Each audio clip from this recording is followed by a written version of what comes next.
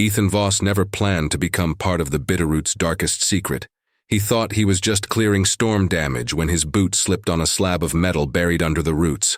The moment he forced that old army hatch open, the forest changed. Silence tightened. The air turned sour, and something that should have died 80 years ago bolted into the trees, moving with a terrifying, practiced purpose. Watch until the end to find out what was really left in those Montana mountains, and why the people who knew about it were ready to bury the truth along with the bodies. Before we dive in, make sure you're subscribed and tell me in the comments where you're watching from. Dawn came flat and colorless over the Bitterroot National Forest, the kind of pale light that made everything look colder than it was. Ethan Voss moved along the ridge trail with the economy of someone who'd walked more miles in uniform than out of it, his pack stripped to essentials: water, basic medkit, radio, and the knife he still sharpened the same way he had downrange. He worked seasonal patrol for the Forest Service now, a quiet job in theory, but the Bitterroot Backcountry had a way of throwing up old scars. The storm that had hammered the mountains overnight had brought wind, lightning, and just enough rain to turn the narrow path into a muddy slide. Limbs lay snapped across the trail, pine needles plastered into dark clumps. Ethan cleared what he could, marking downed trees for later with flagging tape. When he rounded a tight switchback, something below him snagged his eye. Not the chaos of branches torn by wind, but a clean, curved gap in the undergrowth that didn't match the rest. He stopped, scanned the slope, and felt the old medic alertness switch on. The brush 15 feet below was peeled back in a half circle, roots exposed, soil churned like someone had scraped it away with a giant trowel. No obvious rock slide, no clear animal trail, no scat, no tufts of hair, no claw marks on trunks. It looked almost surgical, a patch of forest peeled back and then abandoned. Ethan stepped off the trail, boots sliding on loose rock as he picked his way down the slope. At the bottom he crouched, gloved fingers tracing the exposed roots. They arched around a flat plane of something that definitely wasn't stone. Moss and dirt crumbled away under his hand, revealing dull, flaking metal and the faint outline of a square. He scraped harder, following the edges until the shape resolved. A small steel hatch, about 18 inches aside, sunken into the ground like the lid of an old junction box. There was stenciling under the grime. He spat on his glove, wiped, then squinted. U.S. Army property, the letters faint but legible, a number beneath it, and a date, 1943. He sat back on his heels, pulse ticking up. Military hardware out here wasn't unheard of, old training ranges, comm lines, the usual. But this wasn't a fence post or a cable marker. This was a sealed entry. Someone had buried it on purpose and walked away. Rain started again in a fine, misting sheet, beating on his jacket and soaking the soil around the hatch. Ethan pulled his multi-tool, wedged the flathead into the seam and leaned his weight carefully. Rust powdered off in red flakes. The metal complained in a long, grinding shriek that made the hair rise on his arms. He worked one corner loose, then another, breath fogging the cold air as he pried harder. On the third pull, the lid gave with a wet, sucking sound, as if it had been glued to whatever was underneath. A burst of air hit his face, stale, heavy, carrying the sour mix of rot, rust, and chemicals gone old and strange. Ethan flinched instinctively and swung his headlamp down into the dark. The shaft didn't drop far, maybe 6 feet, walled with corroded steel plates that had once been painted. At the bottom lay a tangle of bones and debris. He swept the beam slowly. Small animal skeletons piled together, some still wired with dried ligaments. Fragments of what looked like broken glass or plastic. A strip of leather that could have been a strap or collar. The closer he looked, the more deliberate the pile seemed, like someone had stacked the bones, not just left them. Then something inside moved. It was a small shift at first, just enough to change the pattern of shadows. Ethan froze, breath caught halfway. The beam picked out fur, matted, dirty, the color impossible to read through the filth, and the tight bunching of muscle under skin. The thing in the pit uncoiled in one smooth motion and leapt. Claws scraped the steel as it hit the wall, found purchase on a seam, and launched itself again. Ethan jerked back just in time as a body the size of a medium dog exploded out of the hatch and slammed across the roots, scrambling for traction. For a split second, it was fully in his light. Narrow frame, ribs visible, muzzle long and scarred. Its coat was patchy, clumped with mud and what looked like old chemical burns. The eyes weren't the cloudy glow of some horror story. They were sharp, yellow-brown, and locked on his face with a focus that belonged on a person, not a stray. Then it twisted away, claws tearing grooves in the damp roots, and shot uphill into the brush. The sound of it crashing through the undergrowth faded fast, replaced by the soft, steady hiss of rain. Ethan's heart hammered against his ribs. He raised his headlamp again, forcing his breathing to slow, and peeked back into the open shaft. The bottom was no longer still. Hair, dirt, and something darker floated in the shallow puddle already forming. The bone pile looked disturbed, scattered in a way that suggested the animal had been pacing down there, working at the hatch from below. He reached for the radio clipped to his chest. "Dispatch, this is Voss. Sector 17 off Main Ridge, maybe a quarter-mile from Marker 6, he said, voice steadier than he felt. "I've located an old sealed army hatch. It's been forced open. Unknown animal just exited. Medium-sized, dog-like, extremely underweight, showing signs of long-term confinement. I need law enforcement and wildlife support out here." Static grumbled back at him. Then a voice. "Copy, Voss. Stand by. Sheriff's en route. Get us your coordinates and hold position." He rattled off the GPS numbers from his handheld and clipped the radio back. Hold position sounded good on paper, but standing over an open hole that had just coughed up a feral survivor of a forgotten project didn't feel smart. Still, hiking off blindly after a frightened half-wild animal that had somehow lived locked under a forest floor for who knew how long felt worse. He forced himself to stay where he was, eyes flicking between the trees where the animal had vanished and the open hatch at his feet. The Bitterroot usually had its own soundtrack, wind in the branches, occasional raven call, somewhere far off the rattle of a creek. Up here now, the forest felt like it had gone to ground. No birds, no movement, just rain and the slow drip of water into that steel throat. Ethan swallowed, adjusted his grip on the multi-tool, and stared into the dark, trying not to think about how many other hatches like this might be hidden under old roots he'd walked past 100 times. By the time the sheriff's SUV ground its way up the rough access road, the rain had turned to a gray curtain that blurred the ridgeline. Ethan had flagged a path from the road cut down to the hatch with bright tape, more to give himself something to do than because Harlan Beck would have trouble tracking him. The man had been walking these hills since before Ethan was born. The engine cut, door thumped, and Harlan appeared at the top of the slope, a broad-shouldered figure in a dark jacket and a sweat-stained hat, moving with the slow assurance of someone who didn't hurry unless he had to. He picked his way down carefully, a beam of flashlight cutting through the mist until it found Ethan's face. "You look like hell," Harlan said by way of greeting. His gaze dropped to the open square in the ground. "That it?" "That's it," Ethan answered. "Found it after the storm. Something was in there. It's out now." Harlan stepped closer, covering his nose with the back of his hand as the funk coming out of the shaft hit him. He leaned in, light playing over metal walls, bone fragments, and the oily sheen of old contamination. The beam lingered on the faded stencil inside the rim, U.S. Army property, then on a scrap of what might once have been webbing, or a harness half sunk in the muck. "Damn," he muttered, more to himself than to Ethan. "I hoped all of these were sealed for good." Ethan glanced at him. "All of these?" The sheriff didn't answer right away. A second vehicle slid to a stop on the muddy road above, an older pickup with rust on the fenders and the bed held together more by habit than metal. A thin man in his late 60s climbed out, shoulders hunched against the weather, a canvas field bag slung across his chest. "You called Miles?" Ethan asked. He heard the chatter and invited himself. Harlan said, "Figured there's no way to stop him once he knows." Dr. Miles Kearney reached them breathing a little harder, but with eyes sharp and awake despite the hour.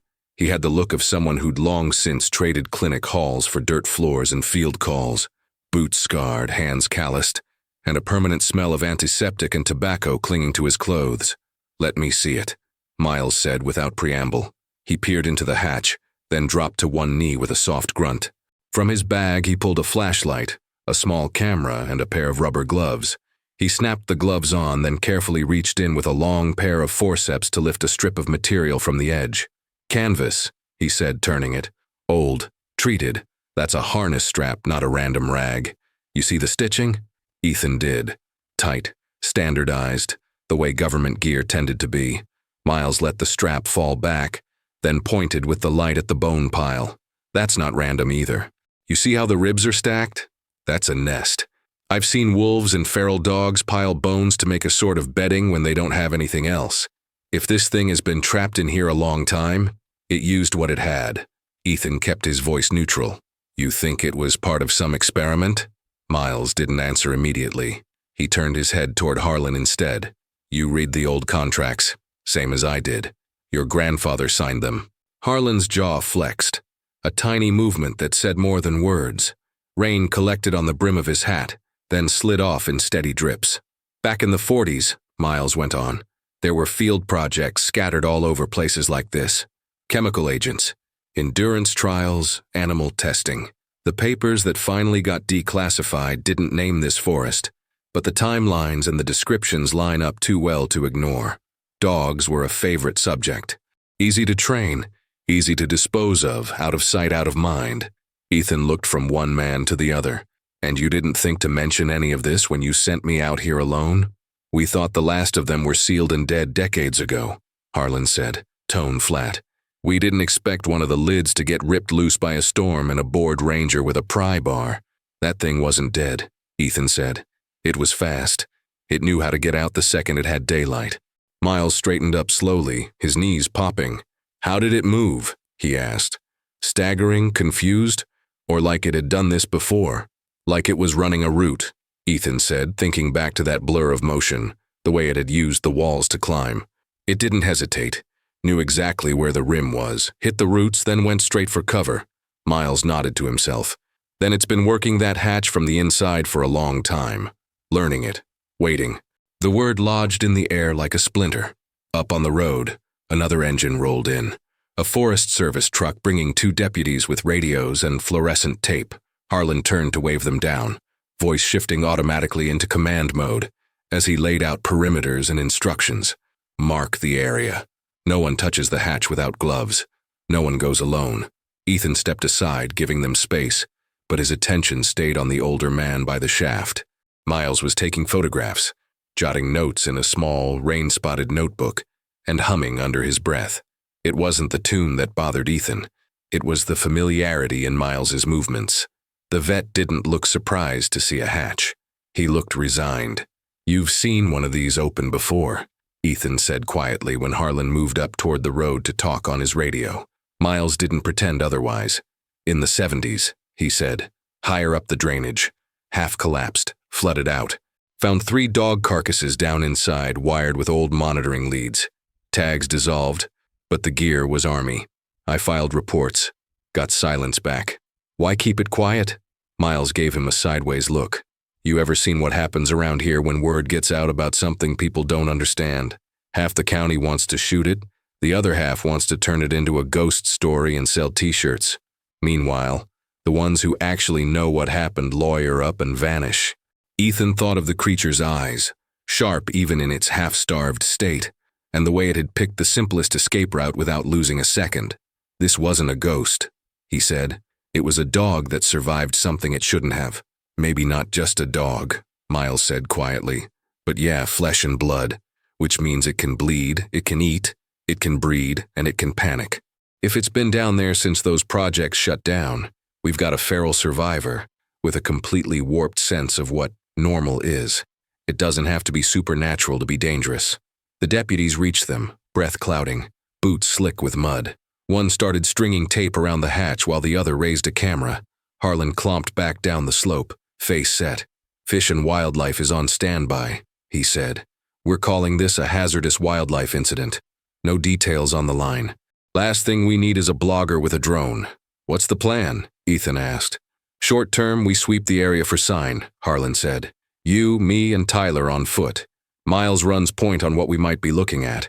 We try to track it before it gets hungry enough to start testing campsites and trailheads. Long term, he trailed off, eyeing the hatch. Long term depends on whether this was the last one. Ethan almost asked, last what? But stopped himself. He knew dancing around the word wouldn't change anything. Experiment. Animal. Mistake. The label didn't matter if you were the one it sank its teeth into. Tyler? Ethan echoed. As if on cue, a small ATV whined up the road and skidded to a stop beside the sheriff's rig. A young man hopped off, mid-20s, lean, wind-chapped face, and a trail crew vest hanging a little too loose on his frame. Tyler Reed tossed Ethan a quick nod and a tight, "Heard there was a party," but his eyes went straight to the tape and the open square in the ground. "You really dug up one of the old war boxes, huh?" Tyler said, nerves bubbling just under the forced grin. "My dad always said those were just stories to keep us off the back pasture. They were stories based on paper your granddad signed," Harlan said dryly. "Helmet, Reed, you're on the ridge sweep with Voss. You see anything on four legs that doesn't look right? You don't try to be a hero." Tyler's grin flickered but held. "Got it, Sheriff. Eyes open. No cowboy stuff." As they geared up to move, Ethan took one last look at the hatch. Rain was pooling on the metal rim, running in brown streaks down the interior walls. The pile of bones at the bottom seemed smaller now, as if the missing animal had taken some of its hoard with it. He turned away and followed Tyler uphill, Harlan and Miles behind them, all of them moving into a forest that suddenly felt less like open country and more like someone else's house, one where the door to the basement had just been kicked in from the inside. The rain eased by late afternoon, leaving fog in its wake, thick bands of it clinging to the draws and pooling in low spots like ghosted streams. Ethan and Tyler worked the higher ground east of the hatch, zigzagging along game trails and logging cuts. Twice they found sign they didn't like, tracks that were too organized for a single stray clustered prints, suggesting at least 2 or 3 animals moving together, and occasional scat full of fur and bone fragments. "These aren't coyotes," Ethan said, crouching over one cluster of prints. "Size is off, and they're not wolves either. Too much variation." Tyler nudged a print with the edge of his boot. "Could be a pack of ferals," he said. "Dad's lost calves to wild dogs before." "Ferals don't usually coordinate like this," Ethan replied. "Not without some real history together." Tyler shrugged, but he didn't argue. As the light started to thin, they circled back toward the makeshift camp near the road, where a couple of pop-up tents, a canopy, and vehicles formed a rough base of operations. Harlan insisted they all stay close the first night. No solo drives back to town over slick mountain roads, not with an unknown factor loose on the slopes.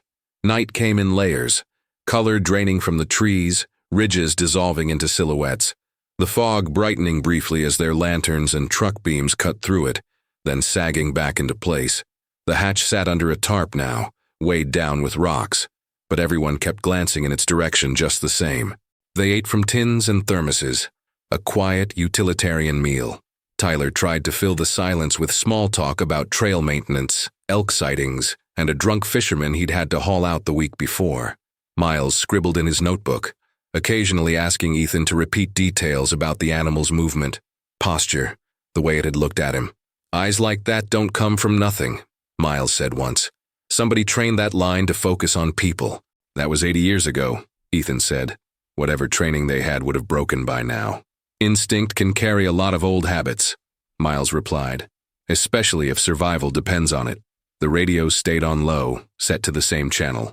Static came and went with the weather. Harlan checked his once every few minutes, frowning, then setting it down again. Sometime after midnight, the fog thickened until the world beyond the lantern glow was just a blank wall. The forest noises dulled, the usual night calls distant or absent. Ethan lay in his sleeping bag under the canopy, boots within reach, knife on his belt, radio clipped to his chest strap. Sleep came in shallow, broken stretches.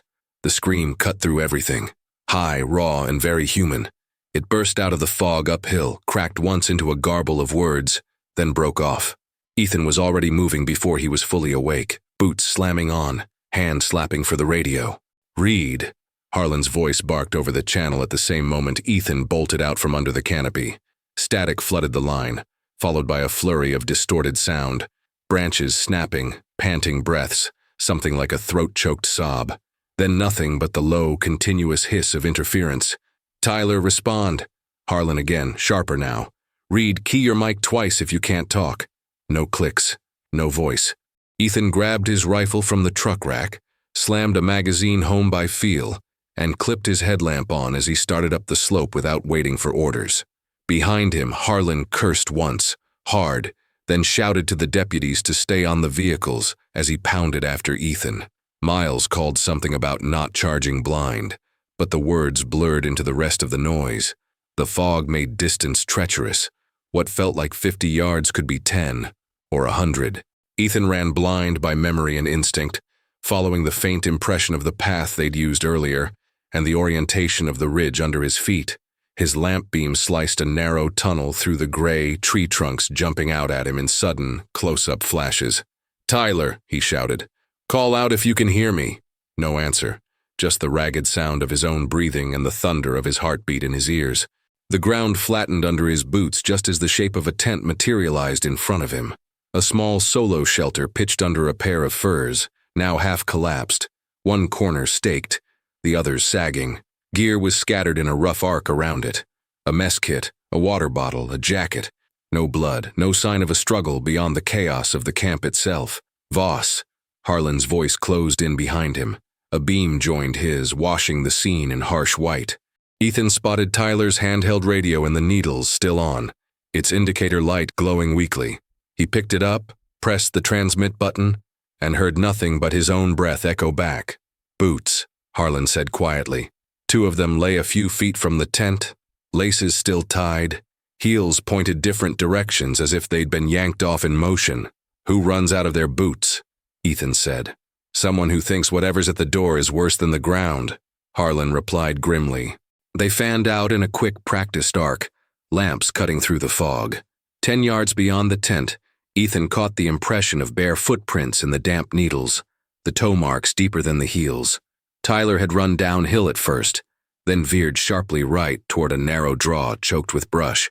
Overlapping his tracks were others, not huge, no oversized monster prints, but wrong for a single dog.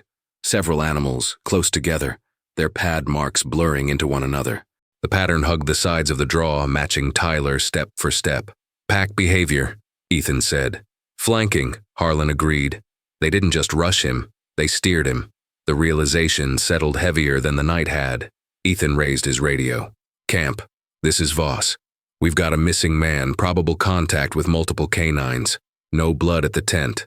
Tracks lead into the east draw. We're following. Keep the vehicles hot and lights on."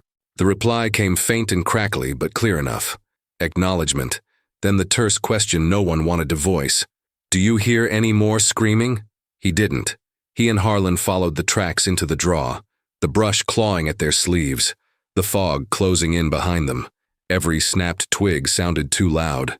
Somewhere ahead, a branch popped, then another, like something heavy shifting its weight.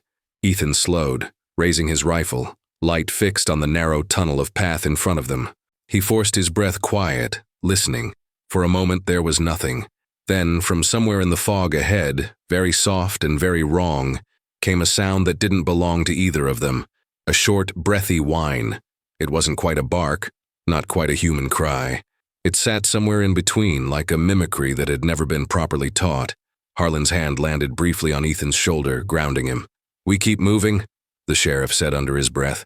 "But we don't forget whose home turf this is now." They didn't find Tyler that night. The tracks and the sounds led them deeper into the draw, then up onto broken rock where the fog got thicker and the ground lost any readable pattern. Past a certain point, Harlan called it, reluctantly, jaw tight but firmly enough that Ethan didn't waste time arguing. "Pushing blind in this soup is how we get 2 more people lost," he said. "We regroup at first light." The kid had a head start and he was moving. That counts for something. Back at the makeshift base, the mood sagged from tense to brittle. One deputy volunteered to drive down to the nearest permanent station to get better radio contact and alert search and rescue officially. Miles disappeared into his tent with samples and notes, muttering about timelines and metabolic rates. Ethan lay awake until near dawn, listening for the radio to crackle with good news. It didn't. The fog finally broke with the first gray wash of morning. Coffee steamed in paper cups. Faces looked older than they had the day before.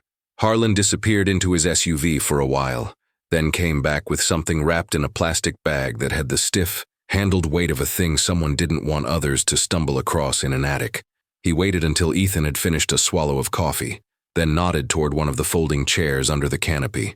"Sit," he said. "You wanted the truth. You're going to get the family version." Ethan sat. The sheriff removed the plastic and laid a small, weathered notebook on the table between them. The cover was cracked and stained, the pages inside swollen in places as if they'd gotten wet and dried out again. "This was my Uncle Roy's," Harlan said. "He was 19 when he signed on as a guard for an army storage contract up here, 1943. My grandfather leased a chunk of our land and some adjacent forest to them. They moved in at night, brought in trucks, generators, crates. Locals were told it was just supplies passing through." He flipped the notebook open carefully, ginger fingers thumbing to pages marked with old, faded pencil lines. Ethan leaned in without touching. "Starts normal enough," Harlan went on. "Guard rotations, complaints about food, talk about the dogs they used for patrols, big shepherd mixes, smart and loyal. Then it shifts." The handwriting turned tighter on the later pages, the lines closer together, the words pressing against the edge of the paper as if Roy had been racing his own nerves. "He writes about a new assignment," Harlan said. "Basement duty at Site 7. One of the underground chambers like the hatch you opened, but bigger. Says they were bringing in gas canisters, loading the dogs into cages, timing how long they could stay moving in the fog before they dropped. Talks about injections. Said some of the animals stopped eating normal food but stayed on their feet longer than they should have." Ethan followed a few sentences with his eyes, picking out phrases. "Not dying like they're supposed to. Eyes shine different now. Can hear them pacing under my boots at night. Project ended officially 45, Harlan said. At least on paper. Some of the dogs were put down. Some were moved. A few they weren't sure about got buried. Roy wrote about escorting a truck up to a clearing and watching men in coveralls lower cages into steel-lined pits. Then the hatches went on. He thought it was temporary. Ethan tasted metal in his mouth. They left them there. For a while, Harlan said. He says they kept coming back, checking, listening. At first there was noise, scratching, whining, then nothing. That's when command said they were sealed for good and told my grandfather to sign closure contracts. He got paid to pour concrete over some of them. Others, they said they'd monitor remotely. He flipped to one of the last pages, where the pencil had dug so hard into the paper that the words were almost carved. Subject 19, Harlan read. He doesn't call it by a name, just that. 19 was different, smarter, learned commands fast, opened latches it shouldn't have been able to figure out. Took longer to go down in the gas, woke up quicker. They were excited about it. Too excited. One night alarms went off. 19 wasn't in its cage when they did rounds. They followed tracks down to one of the small pits. He says they heard something moving under the hatch, but by the time they got it open, all they saw was teeth and eyes in the dark, and one of the guys got his hand taken to the bone. Ethan heard his own breathing, slow and shallow. Roy writes once more about 19, Harlan said. Last entry. Says they moved the remaining dogs to different sites, but 19 didn't go. It vanished. A week later, Roy was on a night patrol when radio contact dropped. They found his boots by one of the pits, laces still tied. Blood on the hatch, nothing inside. So you're telling me what came out of that hole last night is the same line, Ethan said. Something bred or descended from those dogs. I'm telling you this isn't a random stray, Harlan replied. It's the result of people in uniforms making decisions they got to walk away from, and families like mine, living next to the consequences ever since. And you never pushed to have these sites dug up, documented, removed? You think the Army wanted to put their name back on something like this after the Cold War ended? Harlan asked. They barely admit half the human testing they did. No one's eager to talk about weapon dogs they left in holes. Miles stepped into the edge of the canopy, coffee in hand, catching just enough of the last sentence to nod. He's not wrong, the vet said. I spent a few years chasing records that didn't want to be found. Animal trials at places like Edgewood, Fort Detrick, a dozen others. Most of the paperwork reads like they were dealing with numbers, not living things. Subject terminated, subject lost, subject unrecoverable, buried, burned, pushed into land people still hunt and hike on. Ethan pinched the bridge of his nose. So where does that leave us now? With at least one highly adapted, highly stressed animal loose in a forest full of campers, hunters, and weekend hikers, Miles said. Probably more than one, if tracks mean what I think they do. Their bodies are used to deprivation, chemicals, confined spaces. Their heads are wired for survival and for focusing on human patterns. They know what we smell like. They know what we sound like. And Tyler is out there in the middle of that, Ethan said. Silence sat with them for a moment. Then the radio on the table crackled. A deputy's voice came through, breathless with exertion and altitude. "Sheriff, this is Cole. We found sign on the East Ridge. Bare footprints, blood drops, and more dog tracks. Looks like they were pushing him toward one of the old washouts. You need to see this." Ethan was on his feet before the transmission ended. "We go now," he said. Harlan closed the notebook gently, slid it back into the plastic and tucked it into his jacket. "We go," he agreed, "but we do it knowing exactly what we're walking toward." The East Ridge Trail climbed in a series of tight, rocky switchbacks that stole breath and burned legs. The storm had left the path slick, and in places, small slides of rock and mud had chewed away the outer edges. Ethan took the incline in long, controlled strides, pace pushed by urgency but checked by experience. Charging headlong on bad footing was a good way to add another casualty to the tally. Deputy Cole waited where the trail widened to a narrow shelf. His face was pale under his cap, eyes fixed on the ground at his feet. He pointed without speaking. Bare footprints, toes splayed, heels light, staggered along the trail's edge. Between them, small, dark specks where blood had hit and thinned in the damp. Overlaying and alongside were at least half a dozen sets of canine prints. Some were only slightly bigger than coyote, some closer to a lean German shepherd. They bunched and spread with the unmistakable pattern of animals steering, not merely following. They weren't chasing him straight, Ethan said. They were controlling where he went. Pushing him somewhere they already know, Miles added, studying the pattern. A place with cover, or a drop. The trail led them to a natural amphitheater, a cirque carved into the mountain with high, broken walls, and a floor of jumbled rock and thin soil. There were old scars here, crumpled, half-buried concrete, twisted rebar, and what might once have been the corner of a poured structure now cracked and overgrown. Another old site, decades past useful, only the bones of it left. At the far edge of the cirque, near a spill of boulders, they found Tyler. He was on his side, one arm thrown out, the other curled toward his torso. His shirt was torn in several places, streaked with dirt and blood. His bare feet were raw, the soles cut and abraded. For a moment, Ethan thought they were too late. He dropped to his knees, fingers going automatically to the carotid. A pulse beat there, weak but present. Tyler's eyelids fluttered at the touch, and a hoarse sound escaped his throat. "Got you," Ethan said, the words a reflex.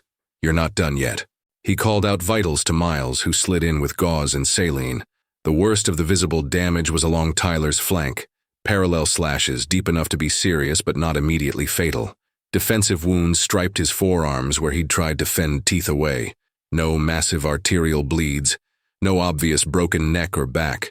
Painful, ugly, but survivable if infection didn't get there first. "What about up there?" Cole asked, pointing not at Tyler but at the rock wall above them. Ethan followed his gaze. Scattered along the ledges and in shallow pockets were the remains of several deer, legs snapped and stripped, ribs cracked open. The bones had been dragged into distinct clusters, each pile arranged with a rough, unsettling neatness. In some, the spines had been propped along stones. In others, rib cages were nested inside each other. "This is a feeding ground," Miles said quietly. "And a message." "Message to who?" Harlan asked. "To us," Miles said. "Or to whatever made them in the first place. They're not just eating, they're arranging. That's behavior you see in some highly social scavengers, and in animals that have learned they're being studied." Ethan scanned the walls, the cracks, the shadows under jutting rock.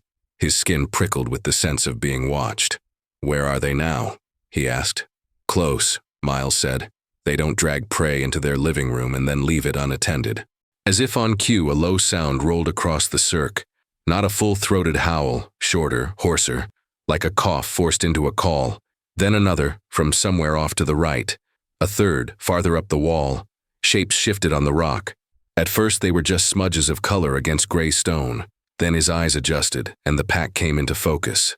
4, maybe 5 of them in view, with no way to be sure more weren't tucked into deeper crevices. Their size ranged from lean medium dog to something approaching a small wolf. Their coats were a patchwork of long and short hair, some places nearly bald where old burns or infections had scoured the skin. Scars knotted across shoulders and flanks. A few wore the shredded ghosts of old harnesses. straps half embedded in healed flesh where no one had ever cut them free. What made Ethan's breath catch wasn't their deformities. It was their stance. They didn't posture like typical feral dogs. No wild lunges, no hackles flared in blind panic. They stood angled, spreading out along the rock face, eyes tracking the men below. Their bodies were low, weight balanced, ready to move with intention instead of fear. One of them, larger than the rest, shifted forward a few inches. Its left ear was a scarred nub. The right eye had a milky veil over it. The other eye, clear and yellow, never left Ethan's face. It opened its mouth and let out a short, breathy sound. Help, it almost sounded like. Not clear enough to be speech, not natural enough to dismiss. Ethan's hand tightened on his rifle, but he didn't raise it yet. They've been listening to humans talk through grates and hatches for years, Miles whispered. They're good mimics, even if they don't understand the words. Don't assume they don't understand anything, Harlan said. Roy wrote they figured out doors and latches faster than some of the men did. The Alpha made the sound again, then flicked its gaze toward Tyler and back to Ethan. Not a plea, not an apology, just a test, as if trying to see what combination of noise and posture got the reaction it wanted. Chopper's on its way, Cole said behind them, voice barely above a murmur. We can drag him back to the edge, get him on a litter. Do it slow, Ethan said. Don't turn your back. While Cole and another deputy eased Tyler onto a makeshift stretcher, Ethan and Harlan inched backward with them, keeping their lights and their weapons up. The pack tracked the movement, muscles tensing without springing. When they'd made it halfway to the narrower part of the trail, one of the smaller dogs shifted position, stepping close enough to the Alpha that their shoulders brushed. The Alpha didn't snap or shove. It leaned into the contact briefly instead, a reassuring bump, before returning its focus to the humans. They look more like soldiers than strays, Ethan thought, the comparison landing with a thud he didn't like. The withdrawal took long, careful minutes, but when they finally crossed out of the cirque and into thicker brush, the pack did not follow, at least not in any way they could see. The calls faded. The sense of eyes on their backs didn't. When the medevac helicopter finally chopped the air overhead, beating the fog into ragged banners, Tyler was semi-conscious, drifting in and out. Ethan stayed close as they loaded him, one hand on the kid's shoulder. Tyler's cracked lips moved. Ethan leaned in. They watched, Tyler whispered, the words barely making it over the rotor noise, like they were waiting for something. For who? Ethan asked, not sure if the kid could even hear the question. Tyler's eyes unfocused, already slipping under the weight of pain meds. For you, he breathed. For whoever opened the door. The crew chief gestured sharply. Ethan stepped back. The door slid shut. The helicopter lifted, nose tipping toward the Valley Hospital. As the beat of the blades faded, the mountain quiet rushed back in. Harlan exhaled, long and slow. You didn't just find a hatch, the sheriff said. You reset whatever clock they've been living on. Ethan looked back toward the cirque. The ledges were empty in the daylight, just rock and bone and old concrete. Somewhere, out of sight, a yellow eye might still be watching. The official story that went out over the county channels that afternoon was simple and palatable. A backcountry trail worker mauled by aggressive feral dogs, a deputy badly bitten while assisting, and an ongoing multi-agency effort to trap or put down the animals before they hurt anyone else. Warnings went up at trailheads. A few campgrounds closed temporarily due to wildlife activity. Nothing about hatches, nothing about Army contracts from 1943, nothing about a notebook that never should have left a government safe. In the weeks that followed, traps were set along game trails and near old clearings. Some caught ordinary strays, collar scars visible on their necks, ribs showing, eyes wary but not unusual. One snare held a dog that made everyone stop and stare. Its muzzle bore old, white-edged burns, and there were faint tattoo numbers inside one ear that didn't match any modern registry. Miles sedated it, took samples, and under Harlan's tight-lipped supervision, made a phone call that didn't go through the usual wildlife channels. Whatever office answered on the other end sent an unmarked van 3 days later. The dog was loaded in a crate and driven away without fanfare. These animals deserve better than going back to the people who made them, Ethan said afterward. They also deserve better than being shot in the woods and left for scavengers, Miles countered. We pick the least bad door we can find. Tyler came out of surgery with a jagged new set of scars and a different kind of look in his eye. The bravado that had sent him charging up ridges alone was quieter now, but it hadn't turned into fear. If anything, it had shifted into the same watchfulness Ethan had seen in the cirque. "They weren't just angry," Tyler said once, sitting on his hospital bed, hands fidgeting with the edge of the blanket. "They were disappointed, like we were late to something." "Late to what?" Ethan asked. "To clean up our own mess," Tyler said, "or to feed it." He went back to lighter duty work as the seasons turned. No more solo night patrols. No more jokes about legends the old-timers told. When he and Ethan crossed paths on the trails, their conversations were shorter but carried more weight. Harlan kept the notebook. He never said where he stored it, only that it wouldn't end up in a box marked miscellaneous, where some future kid might find it and treat it like spooky campfire material. "Families around here have long memories," he said one evening, the two of them leaning against his SUV, watching the sun sink behind the Bitterroot crest. "But they're selective. They remember the parts that make good stories, not the signatures on the contracts or the checks cashed in 1943. "You going to tell them?" Ethan asked. "Some of them already know more than they admit," Harlan said. "The rest, they'll keep calling them ghost dogs or bunker hounds or whatever name fits. Maybe that's enough, as long as they stay away from the places that matter." Ethan took more patrol shifts in the area around the old hatch sites. The one he'd opened was sealed again, this time with a welded plate and a thick layer of rock over top. He avoided walking directly over it, not out of superstition exactly, but out of respect. On clear mornings, he'd glass the ridges with binoculars, not looking for tourists or poachers, but for the brief flicker of movement that didn't match deer or elk. Once, far across a basin, he caught sight of three shapes moving low and together along a tree line.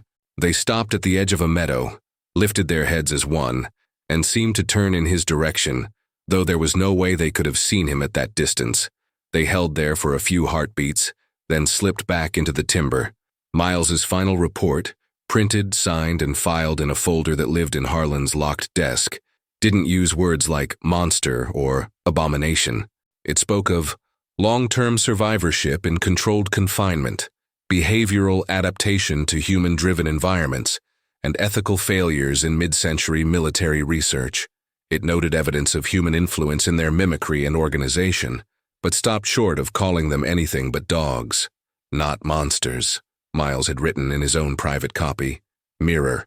On the first real snow of the season, Ethan hiked alone up to a vantage point above the cirque. The bones had vanished under drifts. The concrete chunks looked softer with a white cap. No obvious tracks crossed the fresh powder near the old site. They'd moved on, or learned to circle farther away from human scent. He took Sarah's old compass from his pocket, the one that had swung uselessly in his hand the day she fell. The needle settled, steady and unsurprised by whatever lay under the snow. He thought about leaving Montana after she died, fleeing the ridges that carried too many echoes. He'd stayed instead, walking the same trails, patching up the same careless cuts and twisted ankles, hoping repetition would blunt the edges of memory. It hadn't. If anything, it had sharpened his awareness of how little control people had out here, no matter how many rules they followed. Opening the hatch had been a mistake made from curiosity and habit. What he did after wasn't. He'd run. He'd gone back. He'd pulled Tyler out of a circle he almost didn't walk away from.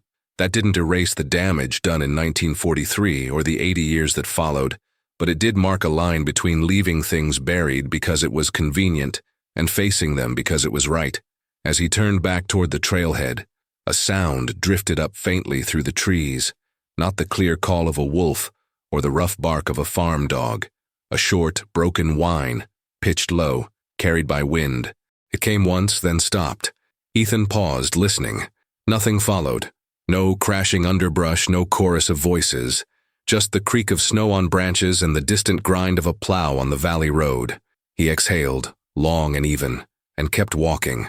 Somewhere in the Bitterroot, a line of animals bred for endurance and altered by human hands continued their own quiet patrol, avoiding cameras and bullets, teaching their pups the shapes and smells of the two-legged creatures who had put them in the ground and then forgotten about them. Maybe, years from now, someone else would stumble on a rusted corner of metal under roots and feel tempted to pry. If they did, Ethan hoped they'd also find the stories, about the kid who screamed into the fog and lived, the sheriff who chose to break the family silence, the vet who called things what they were, and the ranger who learned the hard way that some doors, once opened, don't close again. They just change who's standing on which side, and maybe that would be enough to make them think twice before pulling, or at least make them call for backup first.